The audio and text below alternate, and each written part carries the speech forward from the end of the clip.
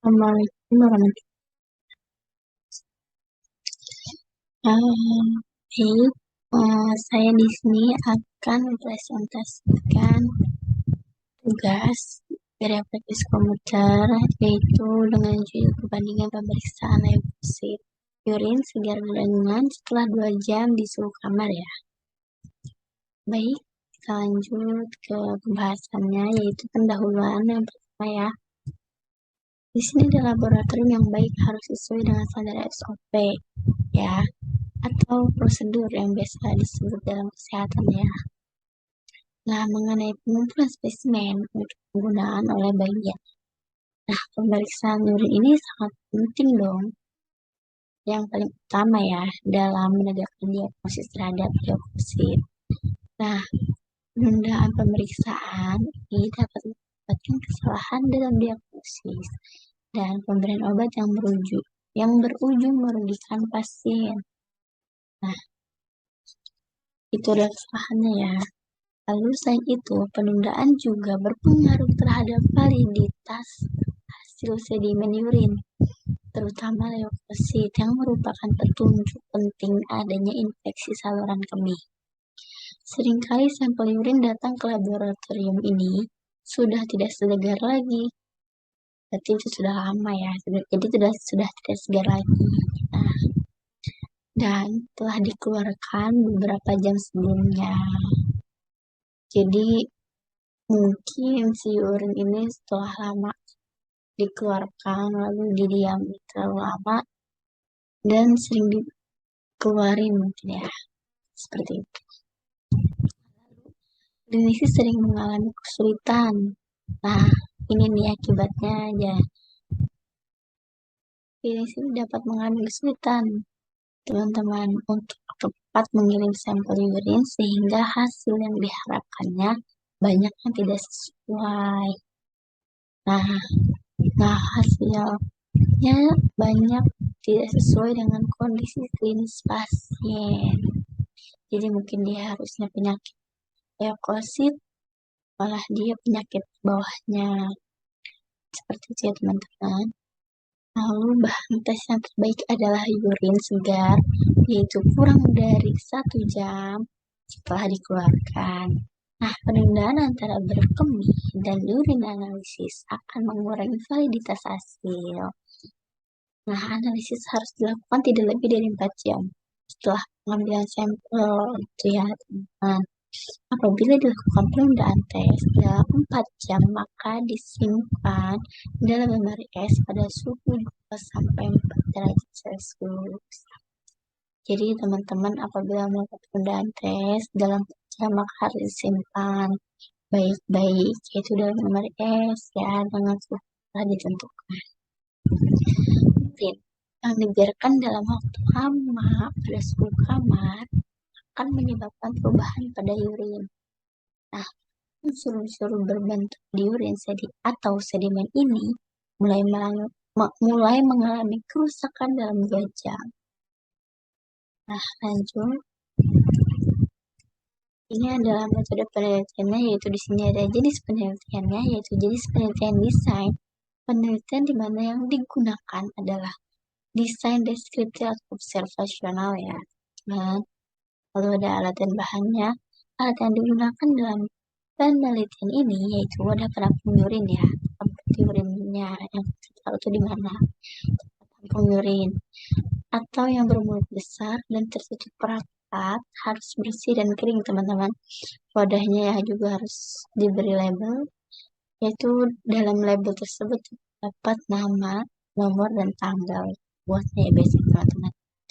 Nah, cover glass ya teman-teman, cek gasnya, tabung reaksi teman-teman, mikroskop sentrifuge, tabung sentrifuge, mikropipet dan tisu. Bahan yang digunakan yaitu sampel urin teman, sesuai dengan judul yang pertama. Itu ada sampel urin yang digunakan yaitu urin sebanyak 20 sampel. Nah, prosedur penelitian, siapkan alat yang diperlukan. Jadi kita harus menyiapkan alat yang apa aja nih teman-teman yang harus dibutuhkan, dan beri label identitasnya pada foto urin sesuai dengan yang ada di sebelumnya alat dan bahan. Lakukan komunikasi yang baik dan santun untuk meminta pasien berkemih. Jangan harus kita menjudes kepada pasien. Jadi kita harus baik, sopan pada pasien ya teman-teman.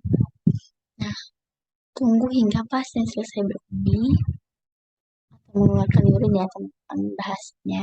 Kemudian anjurkan pasien ini untuk meletakkan urin pada meja sampel yang sudah disediakan oleh ini ya teman-teman ya petugasnya.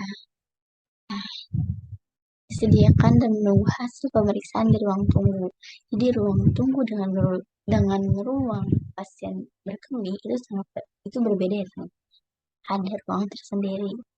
Nah, sampel siap untuk diperiksa setelah pasien telah berkemih ya. Oke, kita lanjut.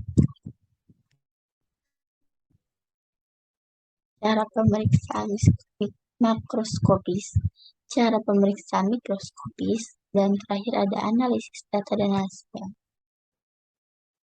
Nah, cara pemeriksaan makroskopis.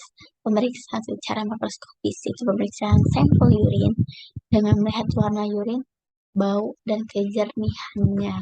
Jadi cara makroskopis itu kita melihat nih teman-teman, sampel urin ini tuh berwarna apa sih nantinya, dan sampel ini baunya kayak gimana, dan kita bakal meriksa nih nanti kejernihannya kayak gimana sih gitu. Nah, seperti itu ya teman-teman kurang lebih. Lalu kita lanjut cara pemeriksaan mikroskopis teman-teman. Cara pemeriksaan mikroskopis sedimen urin itu perhatikan dulu nih identitas sampelnya. Nah, lalu homogenkan terlebih dahulu sampelnya. Setelah itu sampel dapat dibagi pada 2 tabung. Jadi dipisah ya teman-teman. Setelah pasien berkemih kita pisah menjadi 2 tabung. Nah, kemudian dilakukan sentrifuge urin selama 5 menit dengan kecepatan 1500 sampai dengan 2000 rpm ya teman-teman. Setelah itu, buang bagian atas urin sehingga urin tersisa 0,5 sampai 1 ml. Nah, kemudian kocok tabung untuk mensuspensikan sedimen. Pipet 20 ml sampel tersebut kemudian diteteskan pada uji glass dan tutup dengan cover glass teman-teman. Dan setelah itu kita periksa sedimen di bawah mikroskop dengan lensa objektif 40 kali lapangan pandang besarnya. Ini sudah sesuai dengan Kemenkes nomor 23 tahun 2013. Nah, itu pemeriksaan mikroskopis. Kita lanjut dengan analisis data ya. Analisa bivarian dan Wilson ya teman-teman. Pengolahan data ini diinterpretasikan dengan menggunakan nilai probabilitas p-value dan kriteria bila 2 kali 2 mencapai nilai 0,05 maka hasil tersebut dianggap bermakna. Lanjut hasilnya nih teman-teman, ada contoh. Di sini saya ada tabel karakteristik dan hasil pemeriksaan sedimen urin, leukosit urin segar dan urin setelah 2 jam dengan suhu kamar. Yang pertama ada 1. Ini teman-teman bisa lihat sendiri ya, bisa baca. Di sini ada nomor sampelnya. Di sini ada leukosit urin setelah 2 jamnya. Seperti itu ya teman-teman, bisa kalian baca.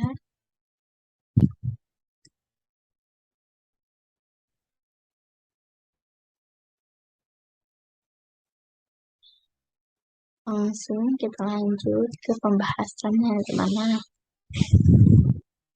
Berdasarkan hasil penelitian terhadap pemeriksaan leukosit urin segar dan setelah 2 jam ini pada suhu kamar ya. Dengan 20 sampel didapatkan p-value.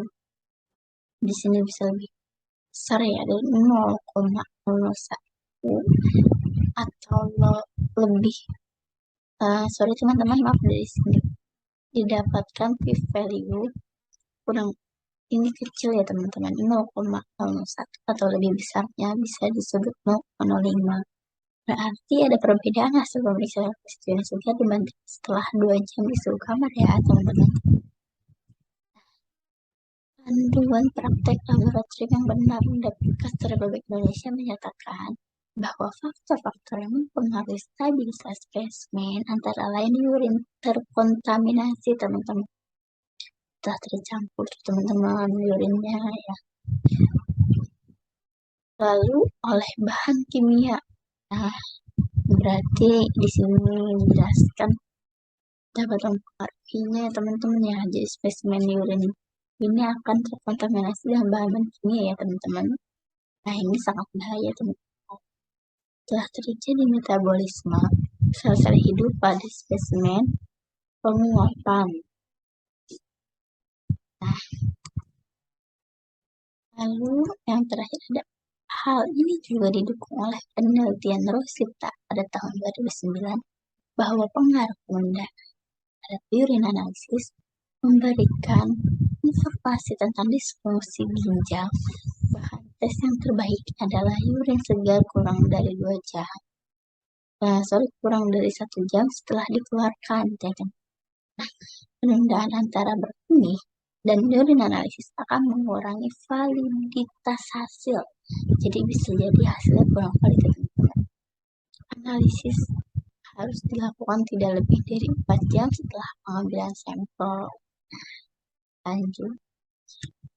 Masih yang pembahasan ya teman-teman.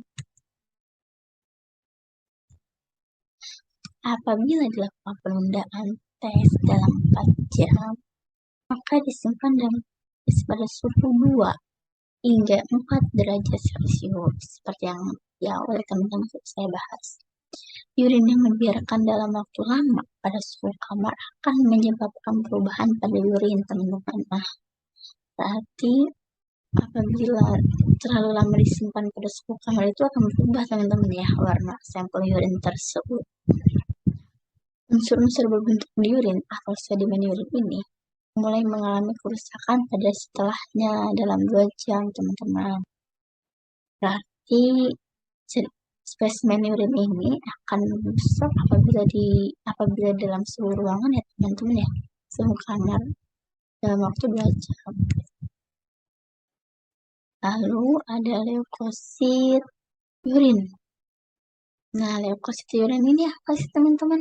Pasti teman-teman pada bertanya ya, leukosit urin ini penyakit apa sih gitu ya. Nah, di sini saya bahas teman-teman. Nah, leukosit merupakan salah satu pemeriksaan penunjang pada penyakit ginjal dikatakan normal jika terdapat 2-3 atau LPB leukosit di dalam urin. Nah, suatu keadaan terdapatnya leukosit dalam urin yang melebihi nilai normal disebut leukosituria. Leukosituria ini merupakan salah satu tanda adanya peradangan pada saluran kemih, yaitu puncak ginjal teman-teman ya, ureter, kandung kemih, dan ureter. Dikatakan bermakna bila ditemukan lebih besar 5 leukositnya atau LPB pada sedimen urin teman-teman.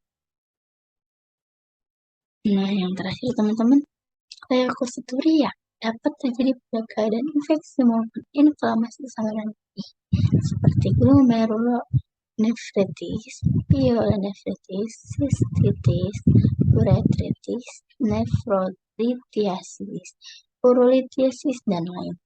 Masih banyak lagi teman-teman.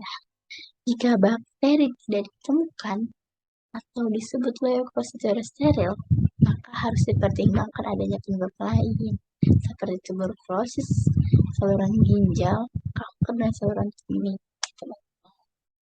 Semoga paham ya teman-teman.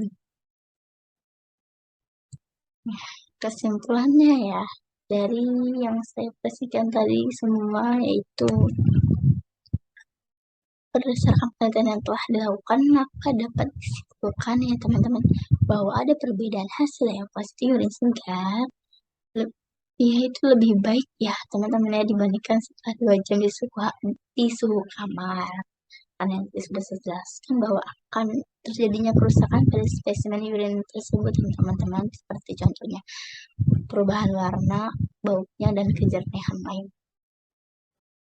Nah, lebih baiknya itu sesuai tadi ya teman-teman ya. Jadi saya bahas taruh di dalam lemari es dengan suhu 2 sampai 4 derajat Celcius.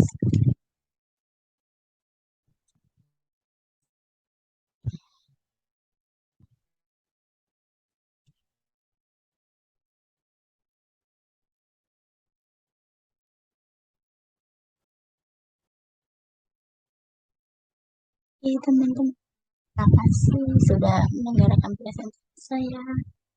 Yang lebihnya mohon maaf apabila ada salah-salah kata dan masih yang bisa kurang dipaham atau masih ada yang belum bisa dipaham oleh teman-teman apa yang saya bicarakan tadi, karena saya belum sempurna dan masih banyak yang harus saya pelajari kembali, masih banyak yang harus saya gali lagi teman-teman.